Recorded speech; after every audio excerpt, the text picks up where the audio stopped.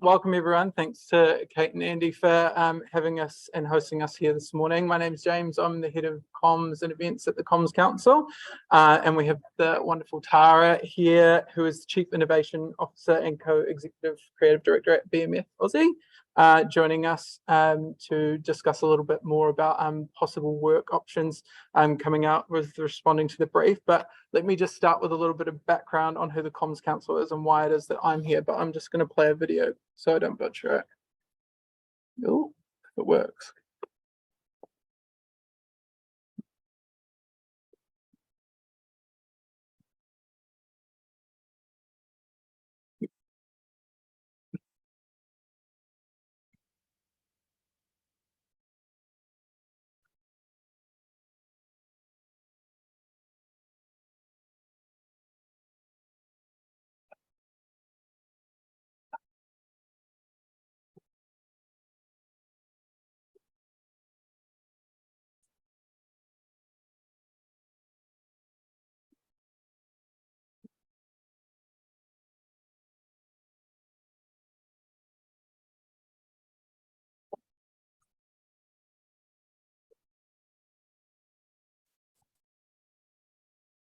So that's a little bit about us. We're the industry body for advertising agencies in Aotearoa.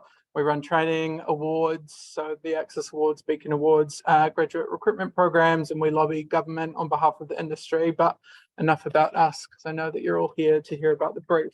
So a little bit of background about the competition. So each year the Comms Council runs the competition for students as part of the Access Awards to support and encourage new creative talent in Aotearoa.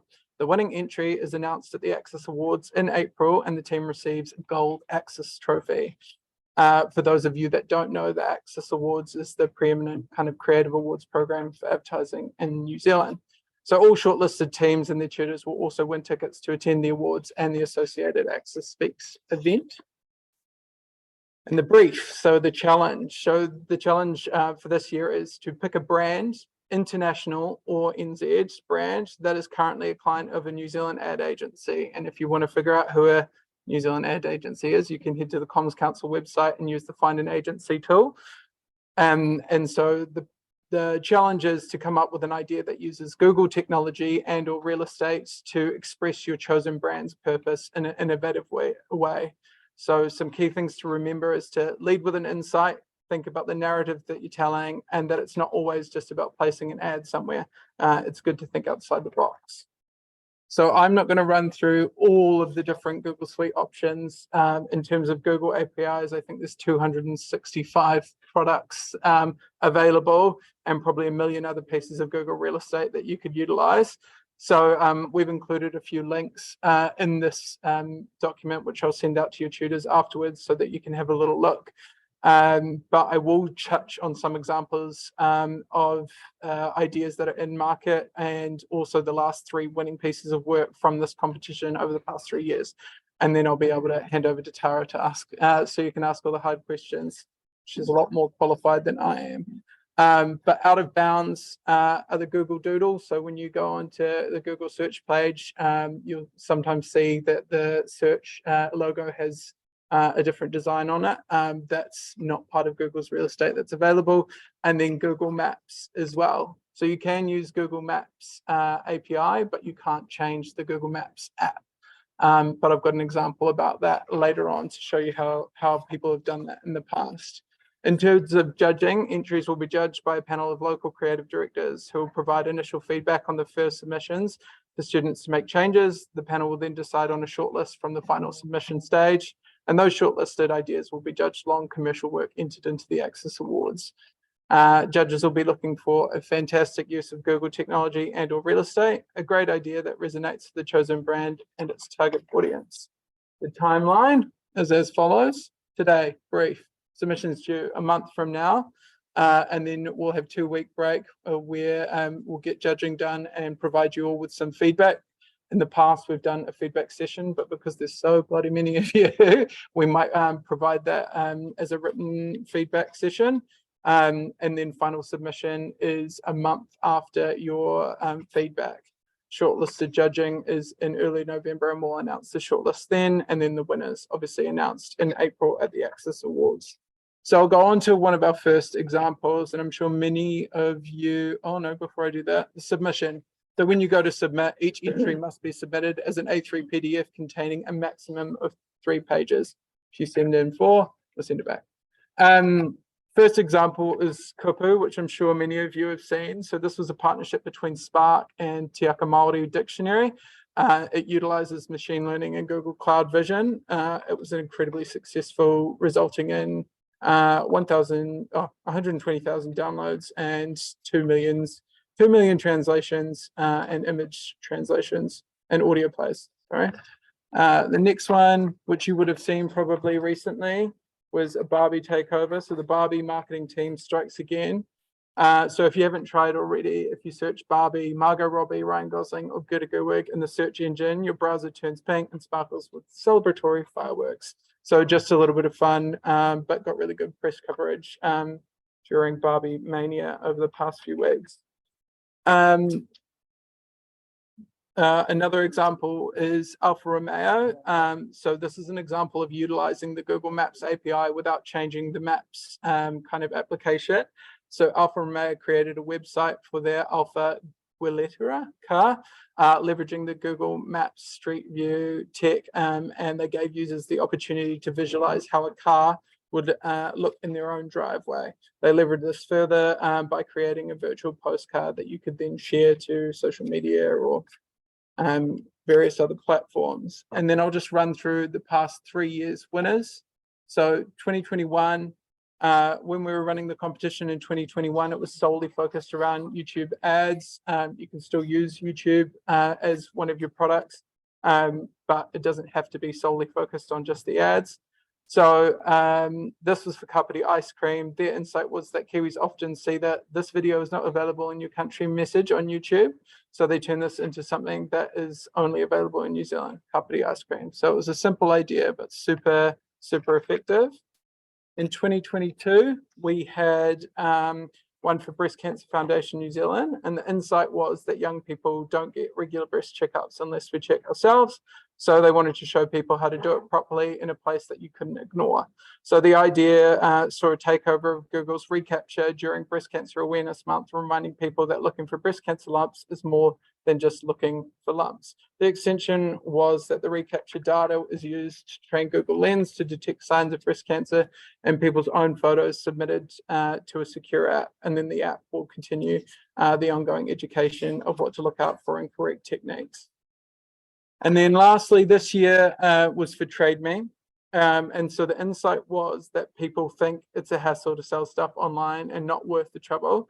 And the idea was show them the money. So using Google Vision, the team proposed putting a scan button on the search bar in the Google app. You could then scan any item to see an estimate on how much it costs, how much it would sell for on TradeMe, and the extension being that their TradeMe can create an automatic listing for the specific item. So that's it from me very quickly. But before we start taking any questions, I'll ask Tara to come up and maybe share some more creative and exciting ways to use Google Real Estate. Yeah, so I used to work for Andyglide, go to AUT. Kiwi living in Australia for the last 13 years, came from Saatchi to WA. And then I was head of creative for Google for 10 years in Asia. So my first job at Google was to come up with creative use cases of our products and platforms for our most strategic partners. So basically this brief. And then, so Kupu was probably the last piece of work I did within that team with Cleanso here. And then for the last 4 years of my career, I was brought in to set up a team called Brand Studio, which is Google's largest internal creative team in Sydney, where our clients for Google marketing. So same thing, come up with creative use cases of Google's product and platform for Google. And then also we were essentially their brand custodians. So we did things like year in search, look at any piece of work that came out under hardware, search, multi-app, YouTube came for us. But yeah, and now, sorry. And so now I have left Google about 4 months ago, started working at BMF, which is, we do all of the funny Aldi ads. We have clients like Lego, Tourism Tassie, Guinness Australia, who else? And so I kind of took that role as Chief Innovation Officer. So my role there is to kind of help what is traditionally a really good agency at TV offer their clients a new type of work. And I'm also executive creative director. So we have 150 people. We're described as the White and Kennedy of Australia, so very funny. We do very funny TV. And I have a creative department of 40, which I look after. So I also am very interested to see a portfolios at the end, and if anyone would like to join me in Australia, and more talented, I will definitely be looking at these two cohorts. Cool. Perfect. Another thing for me is, while I was at Google, I founded their global diversity and inclusion programs in the creative industry. So I believe passionately that diversity of perspective is what is going to drive our industry forward. So it's really, really nice to look at this room and see, you know, the when I talk about diversity, I talk about it in 2 dimensions. So there's inherent and applied diversity. And obviously I can see all of the inherent diversity. And I think as we continue this conversation on how we get to different, exciting, amazing ideas, and particularly in the DEI conversation, it's the acquired diversity that we're not quite talking about yet. So if you're sitting there as, you know, a white cisgendered male being like, my time is up, there's a little saying in the DEI world, which is when you take privilege away, it starts to feel like discrimination, but in fact, it's equality. For me, everyone needs to be part of this change. So if you don't feel like you're different, you probably are. You've probably just got acquired diversity. So yeah, I encourage you all to not hide your difference, celebrate it, try and find somewhere that will value it, like BMF Australia, and put your difference into your work and your ideas. So Kupu, for example, that technology existed.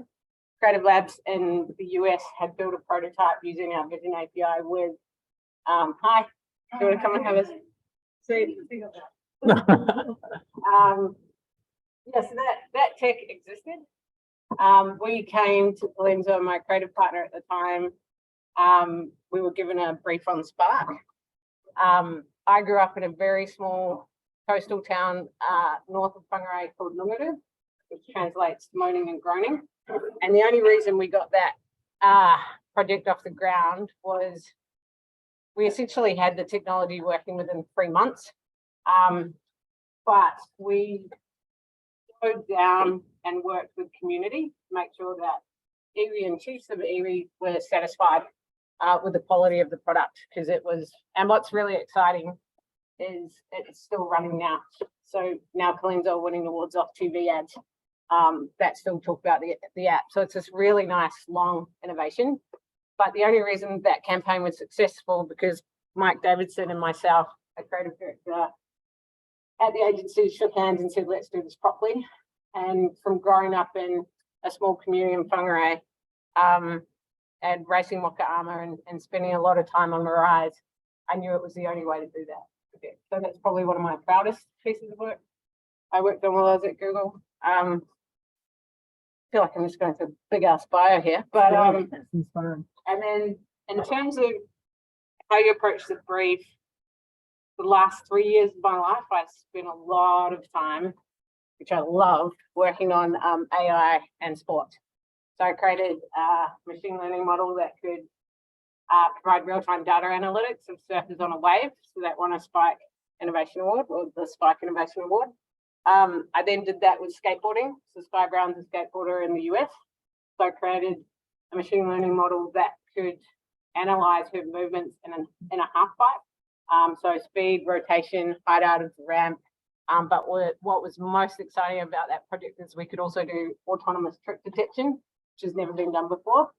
And then we started to do a similar project, which hasn't been released yet with AFL around improving adjudication in Australia. So in terms of what you've got to play with, we have 380 products and platforms. 380. There you go. You won't be able to change anything, just to be completely honest. We have engineers that spend 6 months of their lives just deciding what the shade of blue should be in the transport line and the maps app. However, there are ways around it. So what I'd suggest you look at is, can you combine Google's technology and you in different ways? I think when you're solving a creative problem, that's what I look at. Immediately people are like, Google innovation, let's change something. It's just not possible, right? But you want to, yeah, it's the easiest route. So I'd really urge you to look at, can you combine 2 APIs to do something different? And I think you'll have great success. I love the simplicity of the ideas that have won in previous rounds. I think, particularly the breast cancer capture is pretty cool. There is a thing on, we'll never change the Google homepage, it's our front door. However, there's a blue link at the bottom, which I've had success, which is called our HPP, essentially stands for homepage takeover, and you can link out to any experience. So if you're trying to get people into an experience, that's kind of the cheat to change the homepage. Bard is pretty exciting. It's got a shit ton of unconscious bias in it because it's trained off human data. So if you can find a way for a brand to, I don't know, solve that problem for Google, it's pretty big. And currently tech companies are actually firing all of their ethical ML boards. So it's a worthy one to go after. What else? Machine learning in itself, like there was a campaign done overseas recently. So if you search in Midjourney engineer, it will turn up with a white bald male. So that's the kind of bias that is existing in machine learning. So there was a beauty company that essentially created their own version where when you typed in these titles, it would come back with females, and they trained it off a different type of corpus of data. So yeah, obviously in the era of AI, I would urge you to look at that. I think the Google Display Network's a bit different now that we can't cookie you all. Just trying to think what else. YouTube Shorts is a pretty big priority to Google. We're getting slammed by TikTok, they are getting slammed by TikTok, so that's something that they always love to see innovation in. What else do they have in their suite? Which is kind of cool. Yeah, obviously Lens, Vision API, that's all exciting stuff. I think Translate's also an interesting tool. When I say combining stuff, that's what I mean. Like, what if you could mix Vision API and Translate? The other kind of area which I love personally is commercially, people don't give a shit about people who are getting older, and the internet and products that we make are never actually being designed for a dying consumer segment. So there's a lot of innovation to be done in inclusion, not just for the elderly, but then also people that might be living with disability. So think screen readers. Is there anything you can do within Google to, and if there's a brilliant idea, I'm friends with the head of disability and inclusion in Washington at Google. So Kaya Liu, I'm sure she'd love to see anything there. Kaya is partially deaf. So when I speak to her in a video conference, she has certain settings that she asks me to do so she can read my lips, and lighting needs to be, but it's always a manual process. So it's, as we start to talk to each other more through video, there is a way that we can automate some of that accessibility. So yeah, that's kind of an interesting cause or topic to go after. I mean, it's pretty exciting. You get to do any brand in the world, like rad, or that has a New Zealand agency attached to it. So trying to think, Google search, can't change it. So that's one thing to note. If you've got an image search idea, what you can do, however, is create Chrome extensions. they're a bit shit because they don't work on mobile. But they can change your browser and what your browser does. A few years ago, I wanted to eliminate bias in the workplace.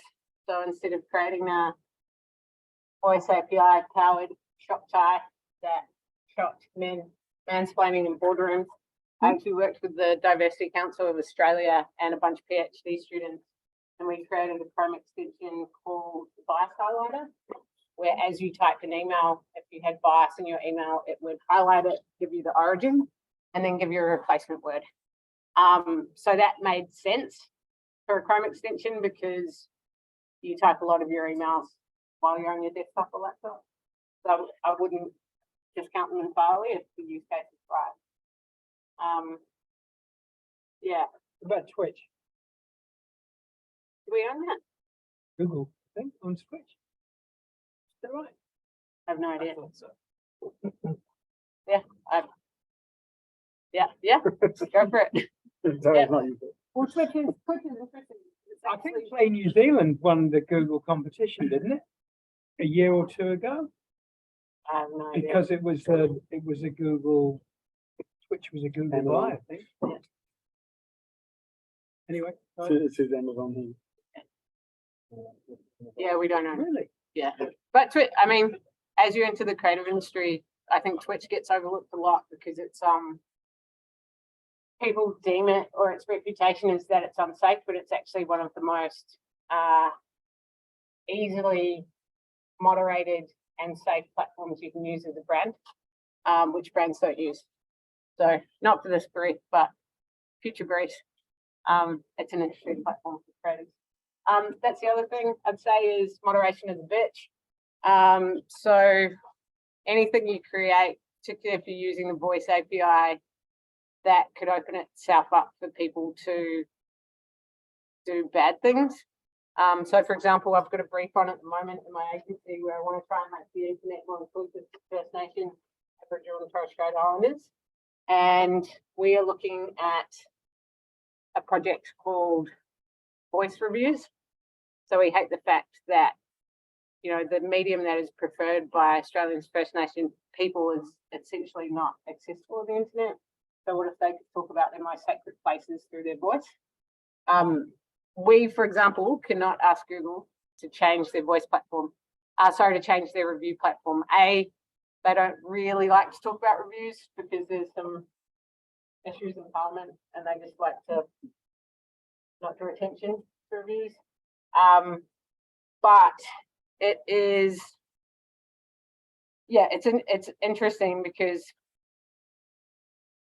essentially for us to change Google's review platform, we would need a shit ton of engineering resource that has already been accounted for 12 months in advance, all the stuff you don't need to think about. But then if people could leave voice reviews, who moderates it?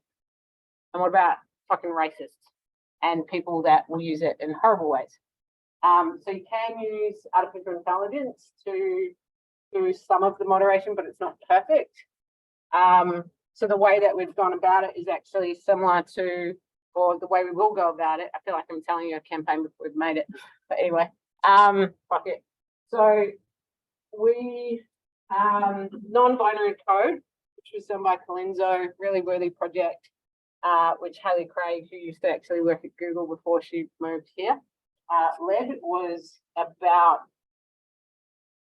making the internet more inclusive for non-binary and not, you know, opening up for all genders. So they created a digital toolkit and open source code kit for Spark to supply any business where they essentially could make their forms more inclusive. So pretty simple. So we're essentially doing the same thing. So we're gonna, instead of trying to change one review platform like Expedia or Google or whatever, we're actually going to create the code and supply it to everyone, and say that, you know, here it is, and then essentially all of the serving costs and the other stuff is on the brand, not us. So way too much detail, and I'm probably confusing you all. So I'm going to stop there and see if we've got any questions about it. Anybody? Last. It's probably a bit preemptive because you've only been given the brief, but while you've got a chance, perhaps ask Tom about anything You mentioned something just before about firing that ethics people. Yeah. Why are they doing So I think Microsoft were the first to do it. It's because AI is and AI powered search is essentially disrupting, Google makes 90% of its profits from AdWords. And now you've got, ChatGPT threatening those business models and revenue streams. And it's a bit like the space race because everyone's trying to get there and get there first. And unfortunately, morals, values, and ethics. I don't work at Google now, so I can say whatever the fuck I want. And I can swear again. I haven't sworn for 10 years and now I swear a lot. So sorry. But it slows down the process. Seriously, because they're just getting rid of them. And I also think, basically. Not everyone. And I'm sure there's some people that still exist, but so that's, as an employer of that company, between that and tax evasion, it's the two hardest things to stomach. That you're getting paid by that company that's doing those things. Any other questions?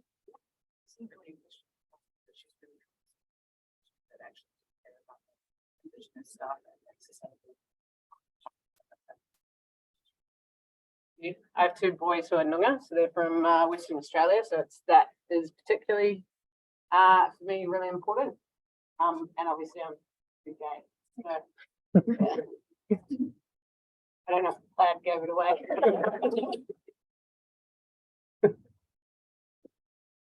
Could you expand on what you mean by acquired diversity? Sure. So diversity is two-dimensional. Inherent diversity is the things you're born with. So it's gender, all that kind of stuff, race, I believe sexuality.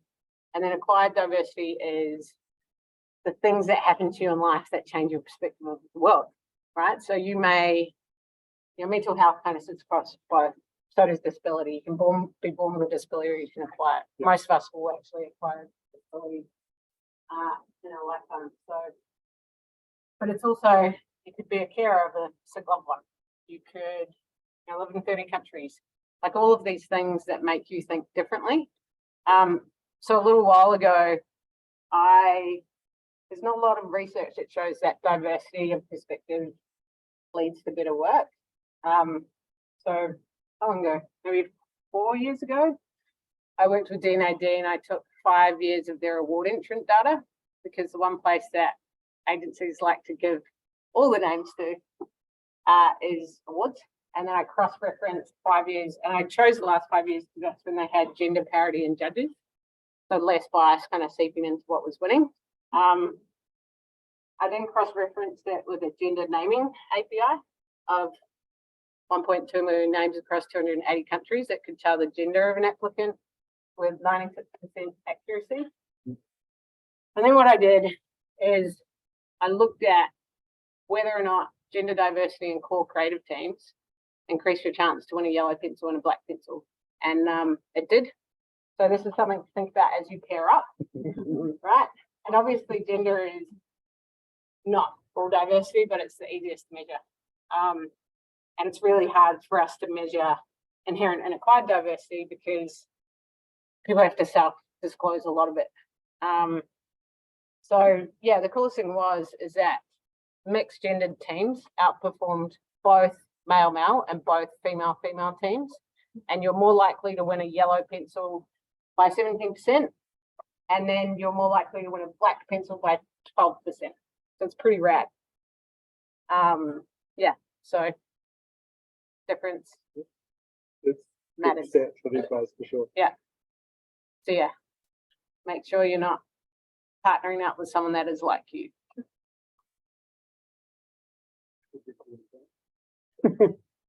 Any more Yeah. questions? Bit of a boring question, but is there a place that we can see all the Google tools and stuff in one place? Is it all sort of a nice bundle of stuff?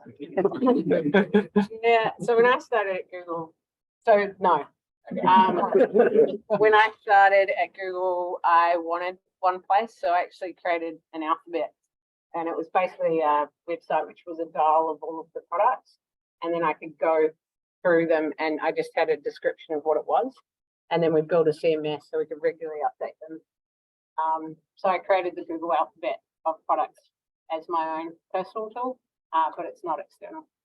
And I don't have access to it anymore. Sorry, so I can't. So did someone higher up see that and go, oh, I think we'll have that name? Yeah. Someone just Yeah. changed the name of the company. What else is there? That you look at.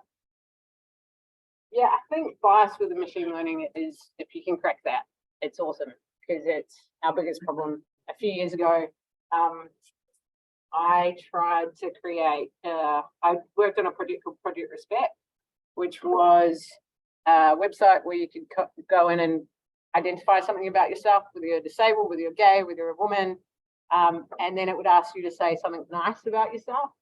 So I might say I'm a proud gay mum. And then what that does is it creates positive word associations between gay, mum, gay, proud. And then what we did, so we ran that for a couple of years, and then what we did is we open sourced that database. And essentially anyone that was creating anything with machine learning could then take this database of nice things said about different people with communities, which is normally gay, bad, gay, simple, whatever the fuck. And it outdoes and kind of fixes and corrects the bias that exists. So that's the, yeah. Or you could do, you know, really cute YouTube ice cream logos. Depends how much you want to take over the world and fix it. That's why we changed the name. After that, you obviously, we spent about 3 years on YouTube, and we Yeah. were just, and when we first did the Google brief, we had this brief, and it produced such a variety of work. So Dan and I went go back to that. Yeah, cool. Yeah. Are there any like niche Google services that you might not be able to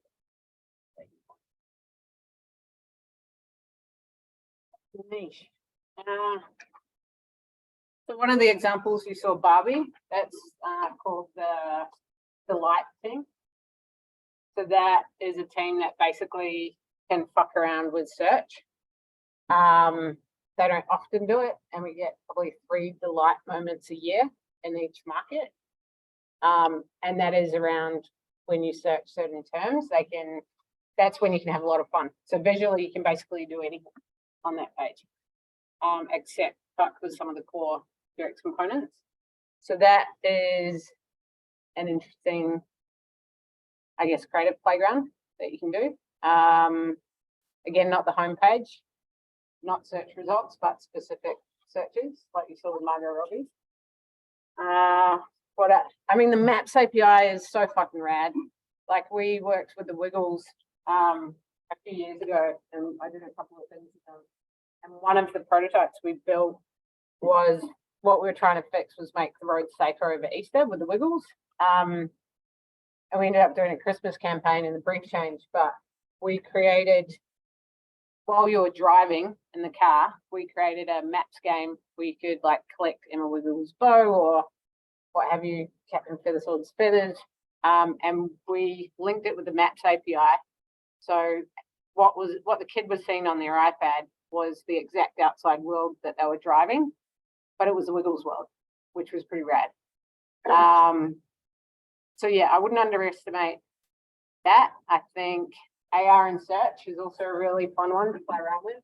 Not sure if you've seen the animals in Australia, but if you search koala, you can then place that anywhere in your house, which is pretty rad, and change sizes and take videos. So yeah, AR search is pretty cool. Google Lens is pretty exciting for creatives. You might have seen the WNBA partnership where you can shop what the players, all the super birds, and don't have trousers, walk out like bosses in awesome outfits these days before they hit the court. Not super birds, so that's pretty cool.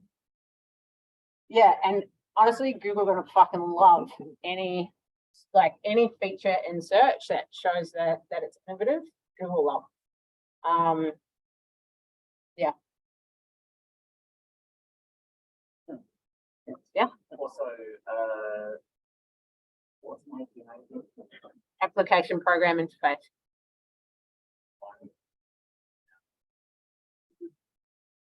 Sorry about that. We're just reading bodies out. So AI is coming some sort of like a solution, like a magical solution. Mhm. And so I'm just wondering how careful should we be with the AI when we get the when we try to solve some solution? Like how much should we provide? I think it depends on what your challenge is, right? Like, biggest benefit of it is what it computes and how, like, no, humans will never be able to computate information like artificial intelligence. That's why it's, we're entering this, pretty exciting era, is we're going to be able to solve problems and challenges like never before. When you're trying, and it's funny because I think a lot of creatives are like, particularly copywriters, are like, oh shit, right? Like AI is going to take our jobs. And what's really exciting about it is you'll just end up being able to work faster, work harder. You'll become more of a creative curator. So, I'm choosing a school for my 5-year-old because it specializes in their whole curriculum is based around creativity. The jobs of the future is, and this is why it's great that you're here. I believe creative jobs are, the safest jobs in the future, because when anything's rule-based, that's a perfect problem for AI, right? But when things need that human interpretation, that's when it sucks. So the coolest thing, I believe, is AI plus humanity and bringing that together to solve problems. That's where you get to really interesting places. But yeah, if you're looking at using artificial intelligence and machine learning to solve something that fits, I would select that based off whether or not a human could do it better, or if you're just using AI for AI's sake. But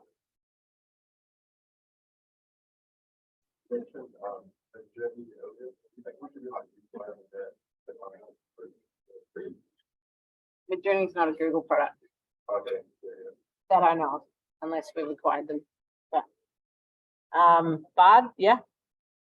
I also think you can have a lot of fun with like AI versus humanity. Like, what does that look like? Where does it suck? Google probably wouldn't like that, but is there a way that you can? Yeah, I don't know. I think there's lots of interesting areas. The reason why I like the breast cancer capture is because you're providing a positive data set to improve something for Google. And that's the hardest thing for us to acquire. The YouTube API is also an interesting place where you can play, where you can scrape videos, and what do you do with that? We can't do that so much internally because of music rights and stuff like that. But again, there was a really interesting piece of work done by the Gina Davis Institute about 7 years at Google, where they used the YouTube API to look at, and then they also looked at gender, used machine learning and looked at gender. And they basically wanted to understand, when females had a larger speaking part in a movie, is it more likely to be successful in box office, which they did. But that was pretty rad, because that was, massive amounts of film that they were able to analyze, because most of it lived on YouTube. And now they're doing that beyond gender, which is pretty rad. So yeah, that essentially artificial intelligence could tell if the person in the video was male or female with a high degree of accuracy. Might there be an issue of conflict combining Google API with an API from another company? So, If Google is judging it, totally, but it's all open source, right? Like, you had engineers that were essentially recreating ChatGPT within weeks, and almost being faster than the big tech companies, because all of this now is open and available. So I would say do whatever you want. I don't think there's officially a Google person judging your brief, so I'll go rogue. I also know that the judges will sort of might put those Yeah. constraints, but yeah. I think where you've got people like Wolfram Alpha plugging into ChatGPT to build something entirely new. I think in the same way that as an idea is often two things recombined to take something new, the idea that you can take an external company and plug it into Yeah. Google API to make something new is the genesis of an idea, right? Anyone Got to be. know, does anyone know how we define innovation, or no, they don't know how I particularly define innovation? So Andy's exactly right, nail on the head. So for me, innovation is when you improve something, combine things, or do something differently to make something better. Doesn't always need to be a tech solution either. So yeah, that to me is true innovation. It can be, and people are always afraid of the combination of things because they're like, it's innovation, so I need to invent it from scratch. And what's great about your minds and your creative minds is you can make creative connections between things like no one else can, right? And that's your superpower. So yeah, it's, you know, like Cooper, you know, that tech existed. We just found a different use case for it and mix it with a couple of things, and that's what's really interesting about, particularly in China. If you look at innovation across the region, you've got, and I believe the reason why New Zealand is incredibly innovative is because we're restricted on resources and what we have access to. So you have to think differently to get shit done. It's similar in India with Descartes. So it's the same thing, like they don't have a lot of resources, so they use what they get and they combine different things to innovate. Tokyo is, and Japan is all about mastering and iterating the one thing. What I love about things like WeChat and what China's doing is they're like, fuck it. We're just going to take the best bits of everything and then create this fucking super platform. And it's awesome. Whereas in other markets, people are like, oh, someone already did that. So can't do that. So yeah, I think if we look at the region, that's what I love about Chinese innovation is that they do exactly that. They just combine all of the best things to create the super thing. Yeah. Well, I would you recommend you start with Spring? Would you recommend play around with Google? I'd find a problem first. So what are you trying to solve? And then, which is hard, right? Because it could be any problem, but I would find a problem you give a shit about because you're gonna like what you do more. And if you give a shit about it, probably someone else gives a shit about it. I've just spent 2 weeks pitching on Cancer Council. So yeah, pretty interesting problem, which is how do you get your generation to give a shit about some safe practices? And, you know, the solutions we did were all sorts of places. So yeah, I would actually just think like, what is something you care about? Then with that, there's probably a Google technology that can assist with it. And then you can, and I think the brand is probably the last thing you find. And you'll be able to, not that I've done this in my career, but you can easily retrofit brands. So yeah. Any other questions? Go forth, conquer. Oh.